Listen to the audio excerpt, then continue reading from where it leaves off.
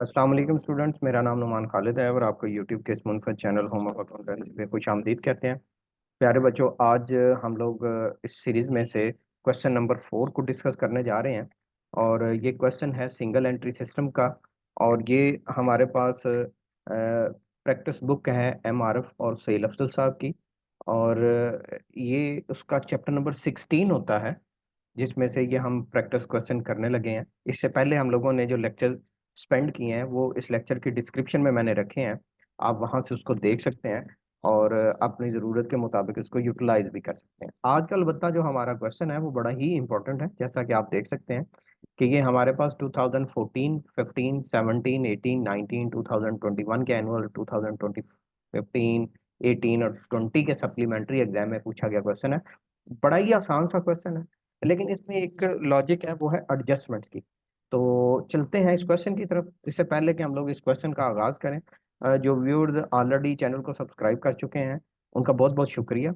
और वो भी तमाम स्टूडेंट जो अभी नए हैं या वो तमाम व्यूअर्स जो अभी हमारे चैनल के ऊपर नए हैं, उनसे गुजारिश है कि आप चैनल को जरूर सब्सक्राइब करें, शेयर भी करें इन तमाम लोगों तक जो डायरेक्टली किसी वजह से हम तक एक्सेस नहीं कर सकते। और ये क्योंकि फ्री ऑफ कास्ट है, तो बच्चे जो फीस अफोर्ड नहीं कर सकते उनके लिए भी एक बड़ा बेनिफिट है। अच्छा बच्चों, बात करते हैं क्वेश्चन की। Sagir is not writing his book properly. वो कहता है सगीर प्रॉपरली बुक्स नहीं बनाता। From the following information prepare a statement showing profit and loss statement of affair for the year ended 30th June 2017। हमें प्रॉफिट एंड लॉस और statement of affair बनाना है जो कि ईयर एंडिंग 30 जून 2017 के लिए हो। हमारे पास जो एलिमेंट्स हैं उनमें कैश इन हैंड है, ये एसेट होता है। कैश एंड डेटर है, ये भी एसेट है। क्रेडिटर ये लाइबिलिटी होता है। ये जो क्रेडिटर है ये बेटा जी लाइबिलिटी है। स्टॉक एसेट है। बिल रिसीवेबल एसेट है। बैंक ओवरड्राफ्ट ये बेटा जी आपके पास लाइबिलिटी है। अच्छा बच्चे, याद रहे कि बाज औकात ना वो बैंक सिर्फ लिख के ना, बैंक ओवरड्राफ्ट की बजाय सिर्फ बैंक लिख के ना आगे वो लिख सकता है क्रेडिट कॉलम या क्रेडिट बैलेंस, या वो लिख सकता है अब नॉर्मल बैलेंस, या फिर वो लिख सकता है ओवरड्राफ्टेड बैलेंस। तो इस सूरत में ये लाइबिलिटी के तौर पर ही कंसिडर किया जाए। ठीक है, bank overdraft liability. Motor van ये एसेट है। फर्नीचर ये एक एसेट है। अच्छा जी, हमारे पास वो कहता है जी ड्राइंग्स है 4800। Depreciate furniture 10%। अच्छा, वो कहता है ये जो फर्नीचर है ना, ये आपने 10% के हिसाब से डेप्रिसिएट करना है। देन वो कहता है जी राइट ऑफ 800 और मोटर वैन। ये जो मोटर वैन है इसके ऊपर भी आपने 800 के ऊपर 800 डेप्रिसिएशन इसने चार्ज करनी है, क्योंकि जो फिक्स एसेट में से राइट ऑफ है वो डेप्रिसिएशन का ही होता है। Provide R S 1000 as bad date.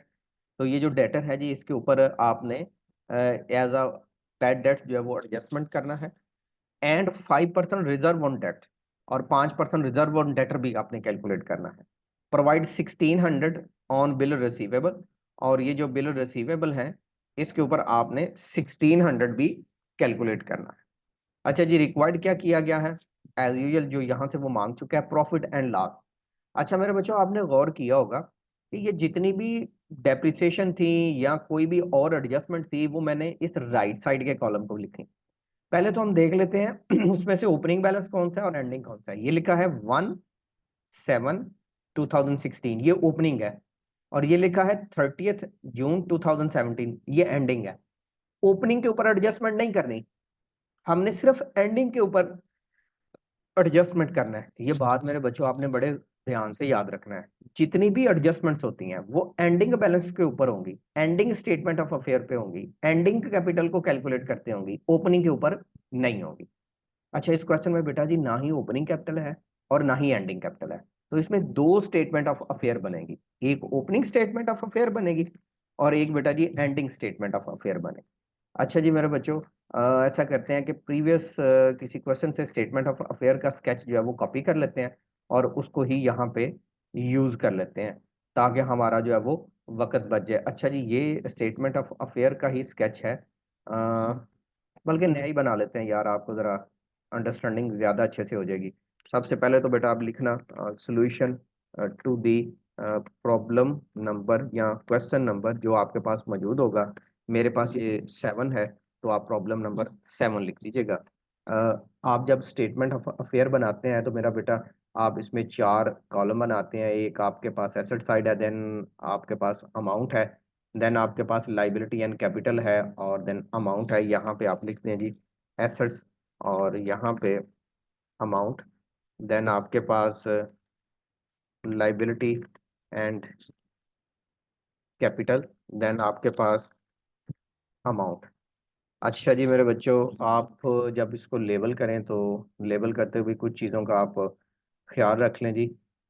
Label करते हुए एक तो आप इसको मर्ज कर लें जी। यहाँ पे आप कंपनी का नाम लिखें, यहाँ पे देखें जी कंपनी का नाम क्या है, वो है मिस्टर सगीर। ठीक है, यहाँ पे आप लिख देना जी मिस्टर सगीर, मिस्टर सगीर। आप बना रहे हैं statement of affair as on 1 July 2017। ये आपके पास ओपनिंग डेटा है। अच्छा जी मेरे बच्चों, इनको आप यहाँ पे प्लेस कर लें। अच्छा मेरे बच्चों, ये जितने भी पॉइंट्स हैं इन सबको हम यहाँ पे यूटिलाइज कर लेते हैं। अच्छा जी मेरे बच्चों, क्रेडिटर तो हमारे पास लाइबिलिटी है, वो लाइबिलिटी साइड पे आएगा। बैंक ओवरड्राफ्ट बी लाइबिलिटी है, इसको भी आप लाइबिलिटी साइड पे ही लिखेंगे। बाकी जो डेटा है वो आपने एसेट साइड पे ठीक लिखा है। अच्छा जी, अमाउंट्स की बात करते हैं। ये भी यहाँ से कॉपी कर लेते हैं, एक ही दफ़ा जो है वो प्लेस कर देते हैं। अच्छा मेरे बच्चों, हमारे पास बैंक ओवरड्राफ्ट है 48,800, और क्रेडिटर की अमाउंट है 31,200। अच्छा मेरे बच्चों, ये आपने मार्कर या रेड इंक से नहीं लिखना, ये प्रोमिनेंट करना मकसद नहीं था, ये मेरा बस मकसद था कि मैं इसको नॉमिनेट कर सकूं कि ये हमारे पास एज अ लाइबिलिटी है। अब क्योंकि हमें इतनी रिकग्नाइजेशन की ज़रूरत नहीं है, तो मैंने एसेट्स को एसेट्स की जगह पे लिखा, लाइबिलिटीज कैपिटल को लाइबिलिटी कैपिटल की साइड पे लिख दिया। एसेट साइड का टोटल करते हैं बेटा जी, और टोटल दोनों साइड पे प्लेस कर देंगे। अच्छा, अगर हम इसकी एसेट साइड का टोटल देखें तो मेरे पास इसकी अमाउंट आ रही है 95,95200, 95,200। अच्छा जी, इसकी एसेट साइड का टोटल हम यहाँ पे लिख लेते हैं 95,200। अच्छा बच्चों, ये दोनों साइड पे प्लेस कर दिया जाएगा 95,200। आप इस साइड पे भी आप इसको लिखते हैं 95,200। इसमें से आप इस लाइबिलिटी वाली चीजों को माइनस कर दें, माइनस कर देते हैं तो आपके पास जो बच रहा है वो 23,200 है। लेकिन इसको बेटा जी आपने वाज़ह तौर पर लिखना है कि ये आपका कैपिटल है, और ये बिगिनिंग कैपिटल है, और ये बैलेंसिंग फिगर है, बैलेंसिंग फिगर। अच्छा मेरे बच्चों, इसी तरह हम ऐसा करते हैं कि एंडिंग स्टेटमेंट ऑफ अफेयर भी फाइंड कर लेते हैं। उसकी रीजन ये है कि हमारे पास एंडिंग कैपिटल भी तो कोई नहीं है, वो भी तो हमें मालूम करना है। तो अगर हमारे पास एंडिंग कैपिटल होता तो हम एंडिंग स्टेटमेंट ऑफ अफेयर ना बनाते। लेकिन तकरीबन हमारे हर क्वेश्चन में एंडिंग स्टेटमेंट ऑफ अफेयर जरूर बनेगी। लेकिन एंडिंग स्टेटमेंट ऑफ अफेयर बनाते हुए ना बेटा जी, हमें ये ख्याल रखना है कि कुछ एडजस्टमेंट्स भी हैं। अच्छा, इनकी वैल्यूज पहले जरा प्लेस कर लेते हैं। अच्छा भी मेरे बच्चों, यहाँ पे बैलेंसेस जरा चेंज कर लेते हैं। आप इसको जरा देख लेना कि जो बैलेंसेस हैं, इसका चाहे तो आप बुक से टैली करते जाएं, मैं भी इसको बुक से ओपन कर लेता हूँ, इसको देख लेता हूँ।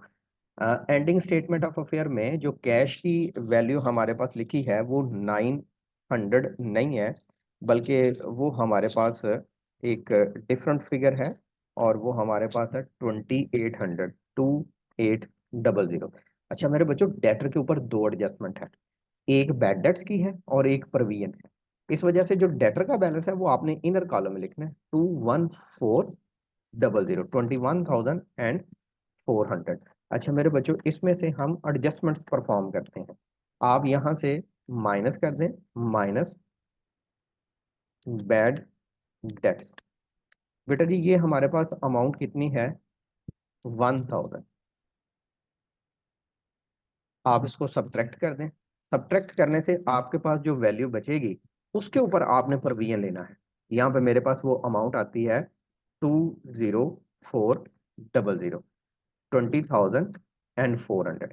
अच्छा बेटा जी, इसमें से आप प्रोविजन माइनस कर दें, माइनस प्रोविजन।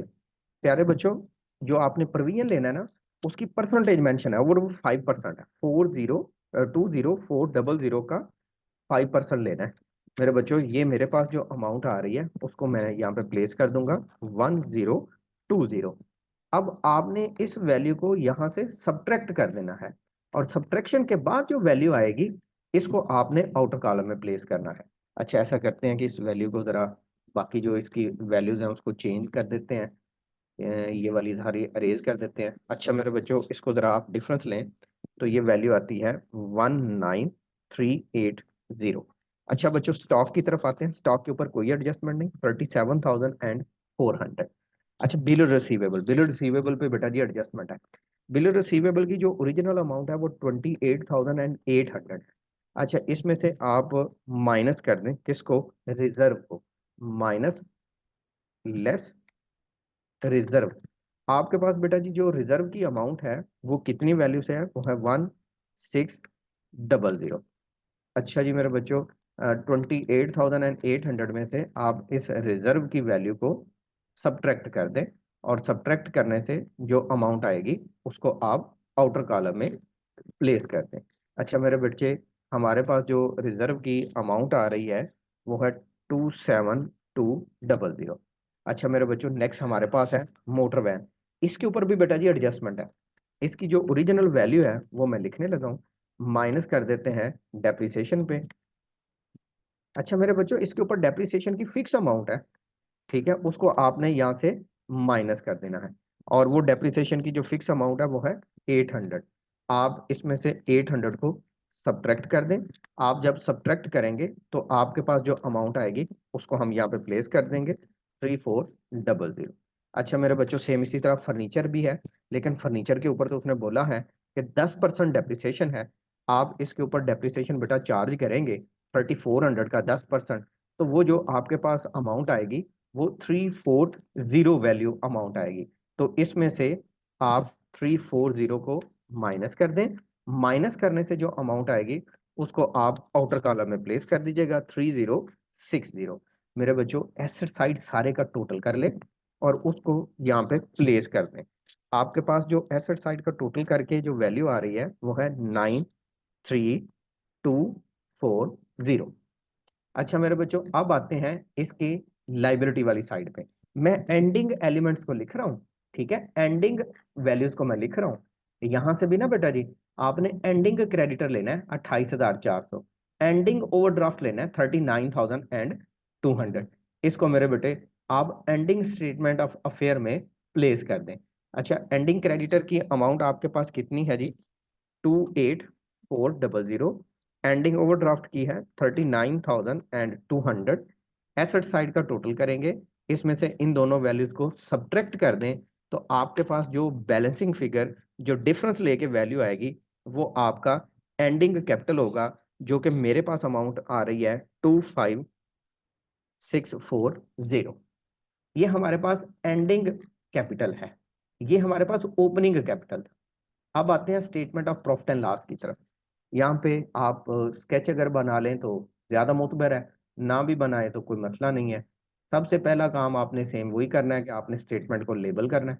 जब आप लेबल करें तो सबसे पहले उसी तरह आप लिखें कि मिस्टर सगीर, और देन आप लिख दें भाई आप statement of profit and loss बना रहे हैं, मिस्टर सगीर